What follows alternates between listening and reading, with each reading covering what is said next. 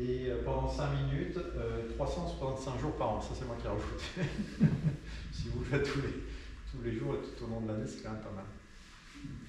Voilà. Mais bon, faites ce que vous voulez, les exercices que vous avez appris, mais c'est ça qui est un peu qui est sorti des recommandations des 2000 études, des 2000 essais cliniques.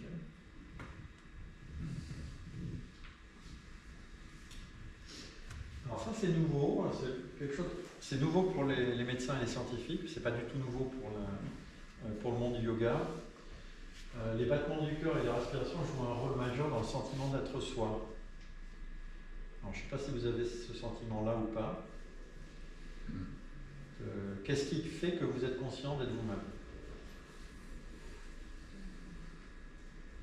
Bon, en France, c'est René Descartes. Je suis capable de savoir que je pense et donc j'existe. Alors il y a deux phénomènes. Il y a ce phénomène-là, c'est vraiment de l'interoception pure. Je perçois ma fréquence cardiaque et ma fréquence respiratoire et j'ai le sentiment d'exister. Le deuxième paramètre, c'est basé sur le langage. On est très lié au langage et en fait, ça joue aussi sur le sentiment d'être soi. Sur les pensées. J'ai des pensées, donc je sais que j'existe. Donc deux mécanismes du sentiment de soi. C'est tout récent. Vous allez voir, ça a été découvert il y a quelques années.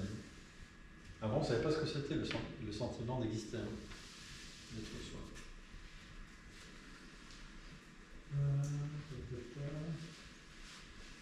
C'est une équipe parisienne, École normale supérieure de Paris, Catherine Talon-Baudot, qui est une des meilleures spécialistes de la compréhension de ce phénomène-là. Et donc elle a montré vraiment que quand vous portez votre attention sur votre respiration ou votre fréquence cardiaque, vous êtes vraiment conscient, vous avez la conscience d'exister. Donc c'était 2016, École normale supérieure. Alors l'axe cœur-cerveau, on commence à...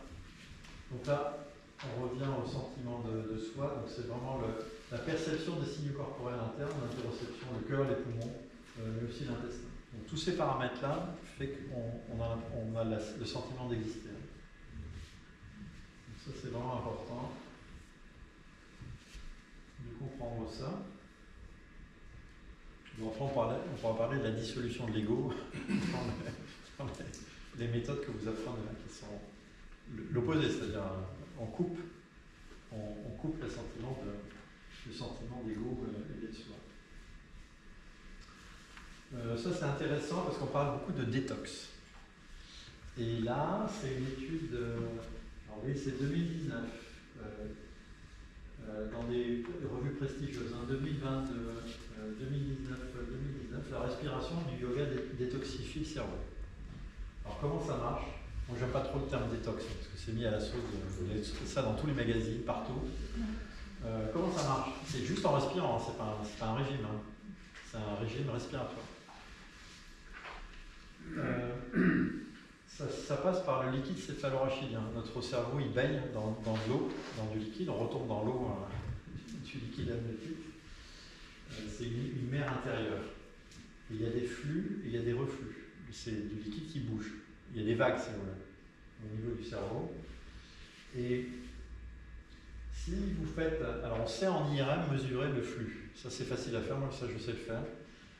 On peut mesurer les pulsations de liquide céphalorachidien au niveau du cerveau. Et vous voyez, cette étude-là est quand même très intéressante, c'est que vous avez une augmentation du flux de liquide céphalorachidien de 16 à 26% pour 2 respirations diaphragmatiques. Parce que le diaphragme, il va pomper le liquide céphalorachidien, il va faire un appel d'eau, il va aller retirer de l'eau au niveau du cerveau. Le liquide céphalorachidien, c'est le système de nettoyage du cerveau. Voilà. Alors soit ça stagne, soit vous pouvez augmenter avec des exercices respiratoires extrêmement simples le flux de liquide céphalorachidien. Alors souvent ça se fait la nuit pendant que vous dormez, le liquide céphalorachidien circule à grande vitesse quand vous dormez, mais vous pouvez le faire aussi de façon diurne pendant la journée avec les exercices respiratoires. Vous allez avoir un cerveau propre après avoir fait vos exercices des pranayama. Voilà, donc c'est un des moteurs du liquide céphalorachidien. C'est avec des inspirations plus profondes, expiration plus profonde, on fait bouger le liquide céphalorachidien. Et donc certains proposent une respiration anti-Alzheimer, plutôt que de laisser les déchets, parce qu'en fait le cerveau c'est une usine énergétique qui consomme énormément de glucose, et il produit beaucoup de déchets. Il faut bien éliminer les déchets. Alors pour la circulation sanguine, c'est facile, les déchets c'est éliminé par les reins, et vous urinez et puis c'est bon. Le cerveau, on commence à comprendre comment ça marche, comment il réussit à éliminer autant de déchets, les neurotransmetteurs qui sont usés, tous les trucs qui ont été consommés dans la journée, il faut les évacuer. Et vraiment, c'est la revue Scientific Report, c'est 2023, vous voyez 50 participants qui font de la cohérence cardiaque pendant un mois, 30 minutes de cohérence cardiaque. Et si vous mesurez les protéines Alzheimer dans le sang, qu'on a tous, après certains vont avoir des dépôts ou pas, vous obtenez des baisses de la concentration sanguine de ces protéines qui sont à l'origine de la maladie d'Alzheimer. Voilà. Bon, ça a besoin d'être confirmé, c'est la première étude qui montre cet effet. Vous respirez et vous diminuez dans le sang des marqueurs de la maladie d'Alzheimer.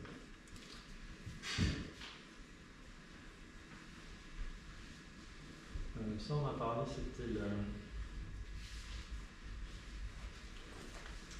ça, c'est pour ceux qui ne veulent pas travailler avec des patients insuffisants respiratoires. Quand quelqu'un a du mal à respirer, ses capacités cognitives diminuent.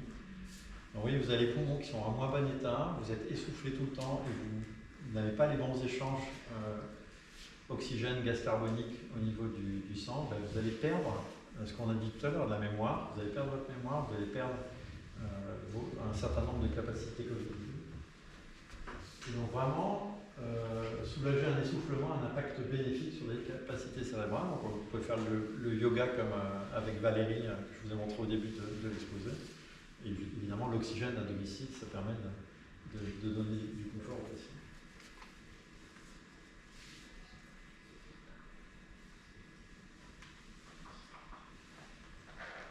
Alors la personnalité respiratoire, on en parle? Bon, ça c'est nouveau, pour nous en médecine, on n'a jamais parlé de ce truc-là. Signature respiratoire, c'est moi qui l'ai rajouté. Donc votre façon de respirer, soupirer, bailler, tousser, éternuer, sourire, rire, octer est unique. Vous avez tous une façon unique de rigoler. Il y a des gens qui rient bruyamment, il y en a d'autres c'est très, très, très discret.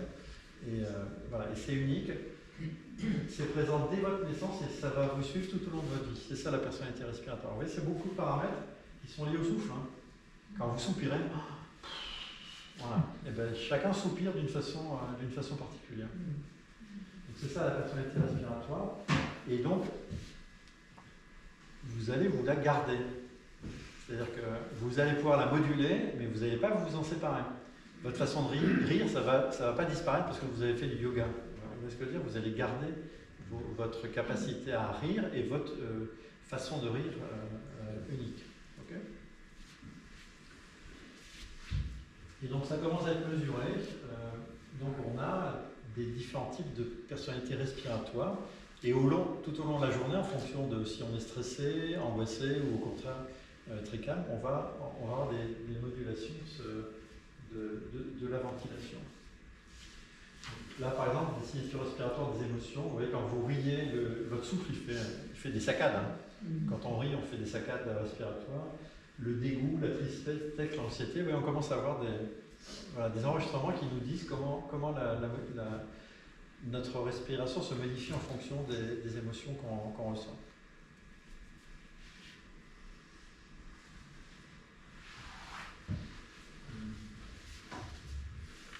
Alors ça c'est intéressant, lorsqu'on entame une conversation avec une personne, on se met tout de suite en synchronie avec l'autre, on s'accorde au rythme et à la hauteur de la respiration de son interlocuteur. Est-ce que vous vous en êtes rendu compte de ça? Non, pardon? Non, je ne m'en étais pas rendu compte, mais ça ne m'étonne pas. Voilà. Donc vous voyez, c'est des choses qui sont invisibles, parce que si vous ne prêtez pas une grande attention, si vous ne faites pas des mesures, vous avez du mal à capter ce phénomène-là, mais c'est vraiment comme ça qu'on interagit socialement. On se met en face l'un de l'autre, on commence à discuter, et en fait on va adapter sa respiration au rythme de l'autre, et l'autre va aussi se synchroniser avec nous. Donc la synchronisation respiratoire, c'est un élément fondamental des échanges, des relations sociales. Est-ce que c'est instinctif ou ça se travaille pour mieux comprendre l'autre? C'est automatique. Hein. Dès que tu es en face de quelqu'un, tu vas te synchroniser de cette façon-là. Voilà. Après, en hypnose, nous on apprend à nos étudiants à repérer le rythme respiratoire du patient et à se caler dessus. Mais c'est un effort attentionnel énorme. Il n'y a vraiment que quelques personnes, ou si la prochaine interaction que vous avez avec telle personne, vous dites je vais me concentrer, je vais observer son rythme respiratoire, c'est un effort attentionnel très important. Et si vous faites ça, et que en hypnose on parle sur le temps expiratoire. Si vous parlez sur le temps expiratoire, les personnes qui sont en face de vous, ils trouvent ça super confortable. Ils disent quelle sensation de relaxation quand vous me parlez, parce que vous avez compris comment la personne qui est en face de vous respire. Donc oui, ça va loin, hein, la respiration. Donc c'est vraiment ça, oui. Alors l'étude à deux cerveaux, là, là-dessus, on commence tout juste à analyser deux cerveaux en même temps. Moi, je travaille là-dessus en ce moment, sur les séances d'acupuncture et l'acupuncteur et puis le patient qui reçoit les aiguilles. Regardez comment ça se synchronise.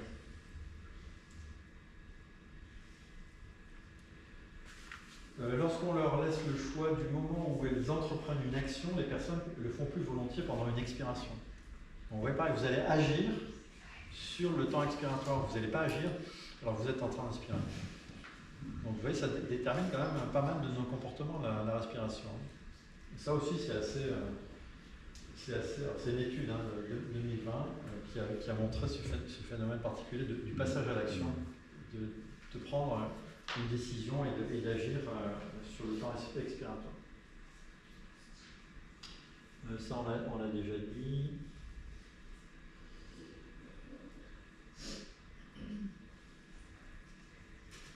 Ça, c'est des commentaires d'un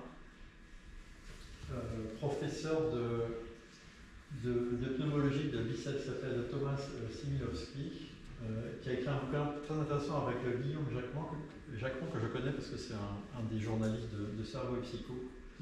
Et on échange régulièrement. Il dit ça, et je trouve que c'est pas mal. Hein. Les techniques de modulation du souffle sont en expansion. Les discours de ceux qui les enseignent, il parle des professeurs de yoga, des professeurs de chant, ne sont pas scientifiques. Vous ne savez pas respirer, il va falloir que vous appreniez. Voilà. Et à partir de ce que je vous ai dit avant, la réalité c'est ça. Donc, c'est catastrophique car c'est faux. C'était une interview, hein, je vous ai reproduit. Si on est vivant, c'est qu'on respire. Et ensuite, c'est culpabilisant et anxiogène pour les gens qui veulent apprendre ces méthodes-là. Et donc, il serait préférable de dire vous avez appris à respirer comme à marcher et à parler, vous n'avez pas besoin d'y penser pour le faire, mais en travaillant en dessous, vous pouvez faire des choses incroyables. Voilà, je pense que c'est pas mal de bien avoir ça en tête, c'est plutôt pour ceux qui font de l'enseignement, de dire vous êtes nul en respiration, vous allez voir, avec mes cours, ça va être fantastique.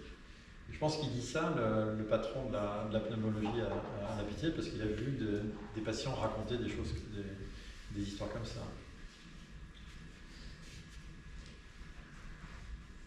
Donc on va terminer là-dessus. Donc ça c'est la synthèse. Hein. Parfait. Les mécanismes d'action de la respiration lente et profonde. Donc vous avez vu une synchronisation cérébrale. C'est de l'éducation attentionnelle pure. Vraiment c'est une des meilleures façons d'éduquer l'attention. La focalisation sur le souffle diminue les ruminations hein, pour les gens qui ont les idées qui tournent en boucle au niveau du cerveau. C'est vraiment fondamental de leur apprendre ces méthodes-là.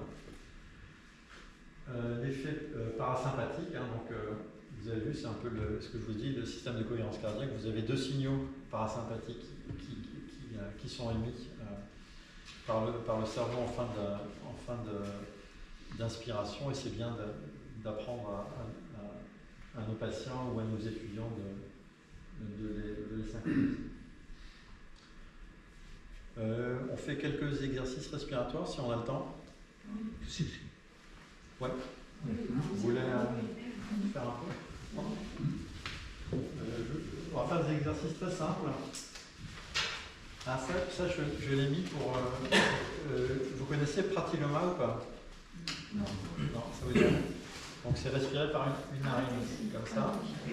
Et puis après vous pouvez le faire mentalement. Sans toucher aux narines, vous respirez, vous faites rentrer l'air par une seule narine. Alors pourquoi respirer avec une seule narine? Alors là, j'ai trouvé une publication quand même assez intéressante. Hein. Pratiloma, c'est ça, c'est vraiment chaque narine a un sens unique de l'odorat. Alors ça, je ne savais pas. C'est une publication de 2021. Donc quand vous respirez par la narine droite ou la narine gauche, les informations sensorielles, olfactives ne sont pas du tout les mêmes. Voilà. Moi, je n'ai aucune idée de ce phénomène.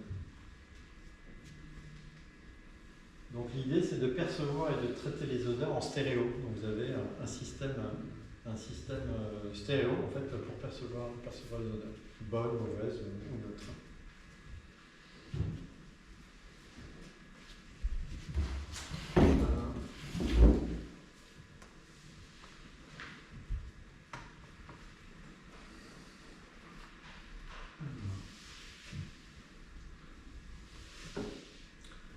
On va faire une chose très simple j'aime bien faire avec les patients débutants, les malades, les gens qui n'ont jamais fait aucun respiratoire de la vie, c'est que vous allez faire 10 respirations naturelles en fermant les yeux, en vous bouchant les oreilles. Vous fermez les yeux, vous bouchez les oreilles et vous allez faire 10 cycles respiratoires.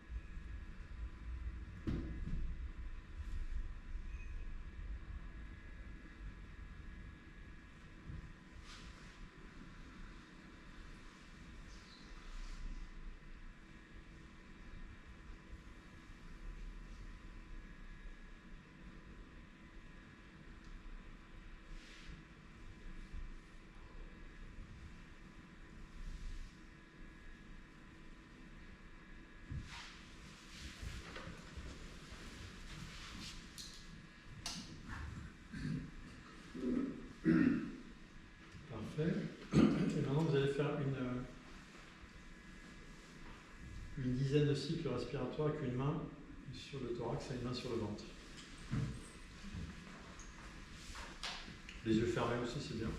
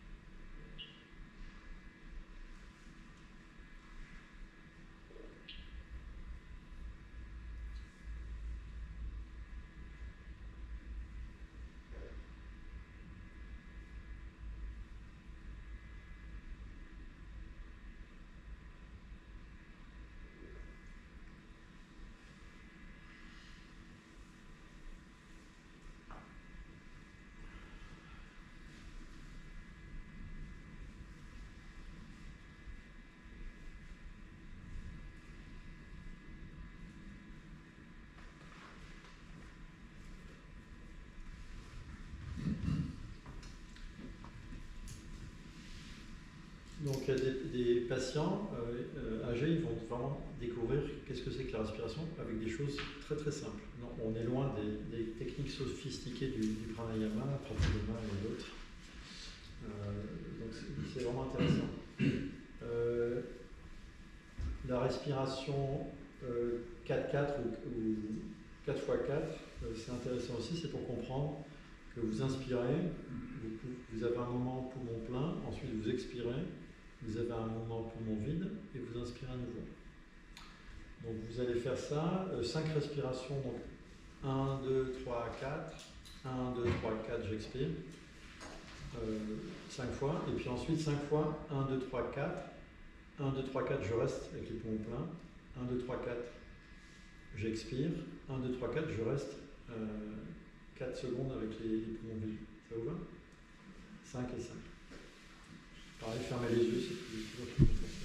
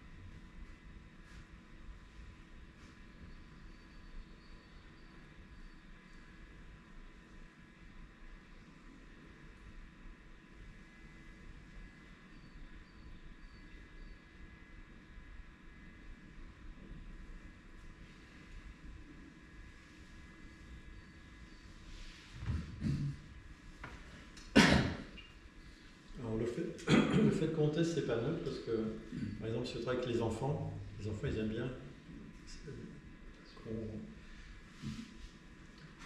si on leur demande tu sais compter jusqu'à combien, ils vont faire tout un tas d'exercices avec les enfants, les adultes aussi. Hein, le fait de compter, c'est vraiment aussi, pour les gens qui ont du mal à se concentrer, c'est quand même pas mal du tout. Hein. Alors on va faire la cohérence cardiaque. Alors là, il n'y a pas de pause poumon plein ou poumon vide, c'est juste 1, 2, 3, 4, 5, 1, 2, 3, 4, 5. Vous n'êtes pas obligé de faire une seconde. Alors la cohérence cardiaque, c'est 4, sur 4,5 secondes. C'est pas 5 secondes, c'est juste un tout petit peu moins. Et là, il n'y a pas de pause poumon plein ou poumon vide. Donc, vous pouvez faire 5 respirations de cohérence cardiaque, les yeux fermés. 1, 2, 3, 4, 5. 1, 2, 3, 4, 5.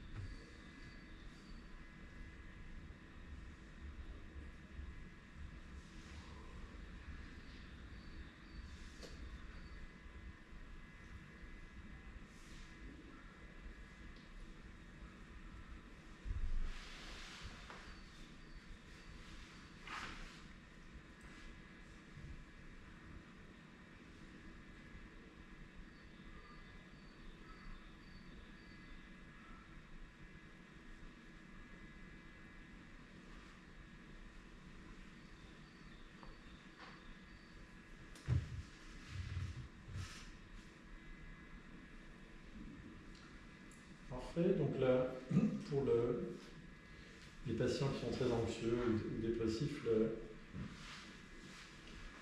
une inspiration un petit peu plus courte que l'expire, où on met l'accent sur l'expiration, c'est vraiment une méthode extrêmement utile. Donc ça, c'est 4 secondes d'inspiration environ et 6 secondes d'expiration. Alors toujours pareil, c'est indicatif. Après, les gens qui sont essoufflés, les insuffisants respiratoires, ils vont adapter les secondes en fonction de ce qu'ils ressentent. Il faut que ce soit toujours confortable, hein, pas rentrer dans des situations éventuellement anxiogènes. Vous pouvez essayer 4 respirations comme ça. 1, 2, 3, 4. 1, 2, 3, 4, 5, 6. Les yeux fermés.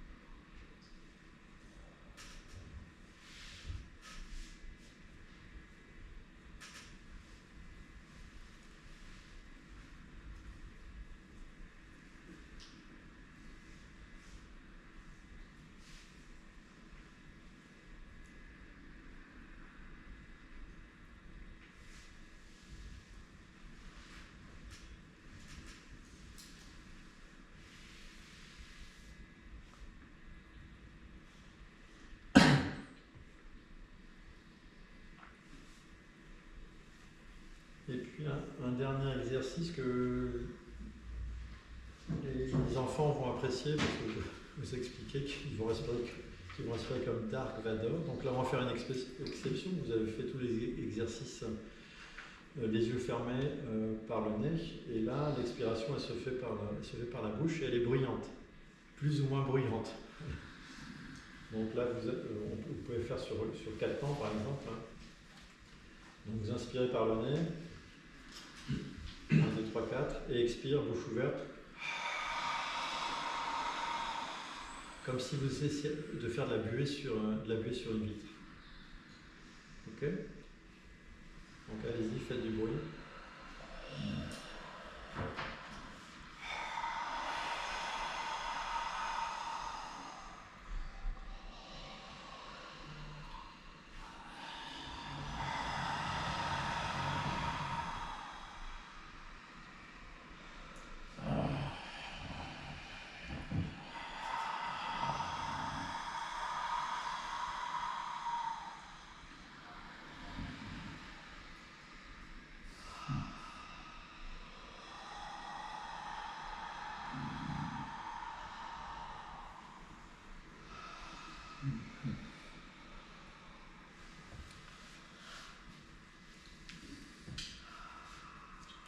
Voilà, je vois que vous êtes déjà tous très expérimentés. On aurait pu faire des choses plus importantes, mais moi je vous montre ce qu'on peut faire avec des gens qui ne connaissent pas du tout le yoga, ni le pranayama, ni la cohérence cardiaque. Et voilà, vous pouvez faire avec vos familles, vos entourages et puis les personnes que vous prenez en charge. Je vous remercie pour votre attention.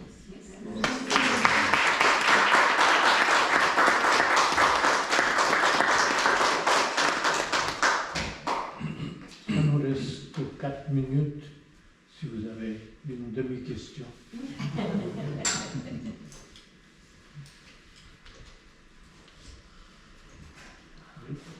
Je voulais savoir sur le lien pour le cerveau, que ça déclenche des signaux électriques. Est-ce qu'on sait après en place s'il y a certains neuromédiateurs spécifiques qui sont déclenchés sur ces réactions plus que d'autres ou pas?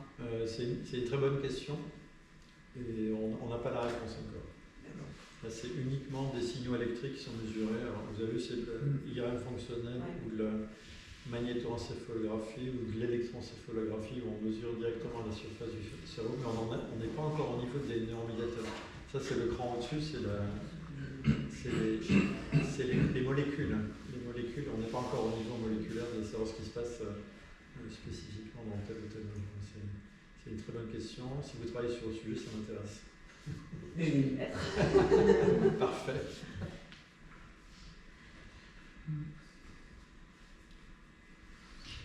Est-ce que c'est vraiment exclusif quand vous indiquez que Samavriti d'un côté et puis la cohérence cardiaque, alors qu'on voit dans la littérature, on voit cohérence cardiaque associée également à Samavriti. Est-ce que c'est... Et puis une question annexe, la durée de Samavriti Pranayama optimum, vous avez indiqué, il me semble, 5 minutes. Est-ce que c'est un optimum ou est-ce que la pratiquer sur 3 ou 4 minutes déjà a les effets escomptés? C'est une très bonne question. Moi, la cohérence cardiaque, c'est pas mon truc. Il y a plein d'applications, c'est un truc à la mode. C'est un peu comme le mindfulness par rapport à la méditation tibétaine. Méditation tibétaine, vous avez une quantité de méthodes que vous pouvez utiliser comme ça.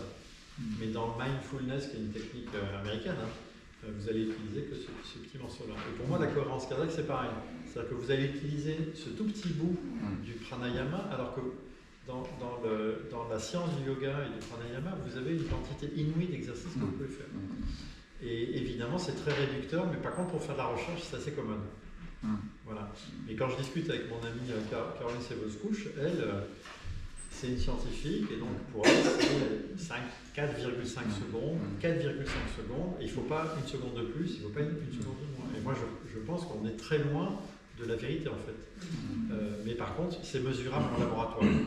C'est reproductible en laboratoire, donc les scientifiques sont super contents. Mais à mon avis, c'est dommage de faire ça quand on peut faire ça et qu'on peut apprendre ça. Voilà. Et moi, j'espère que vous allez apprendre ça, puis ça, puis ça, puis ça. Et puis d'avoir tout le catalogue d'exercices que vous pouvez faire, qui est extrêmement sophistiqué. Vraiment, il y a des...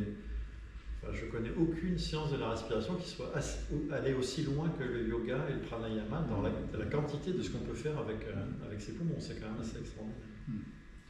J'ai juste une autre question à propos de Ujjayi. Ouais. Les élèves ont beaucoup de mal avec Ujjayi. Et là encore, on peut très bien la pratiquer bouche fermée et mettre le bruit bouche fermée. C'est pas une obligation de le faire bouche ouverte. Et puis on peut le faire aussi sur l'inspire, comme sur l'expire.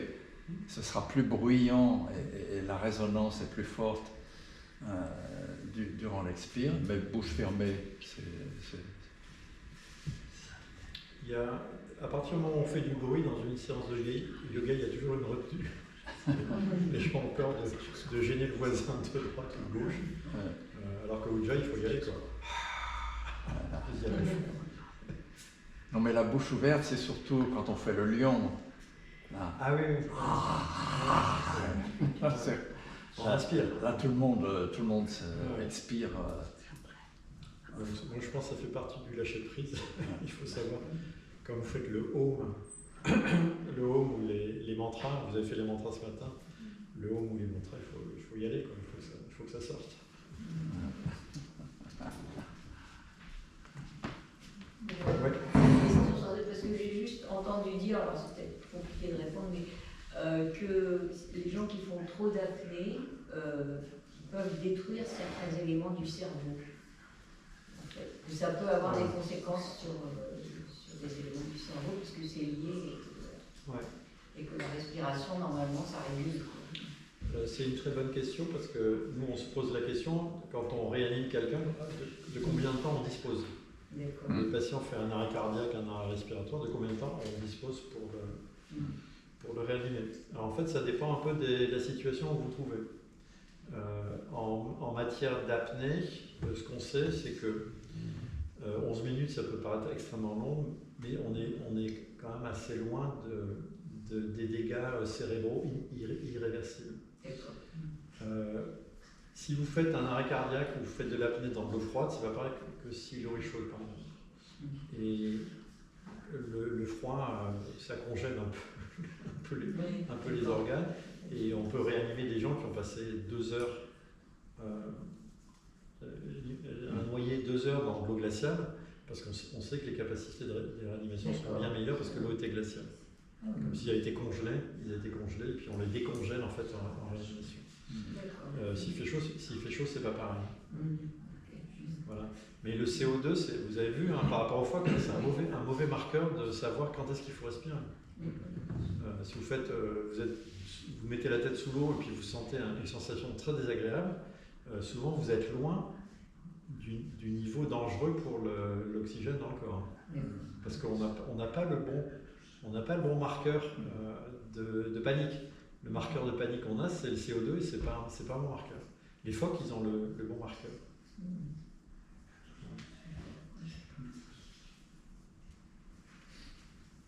Bon, bon appétit à tous. Merci.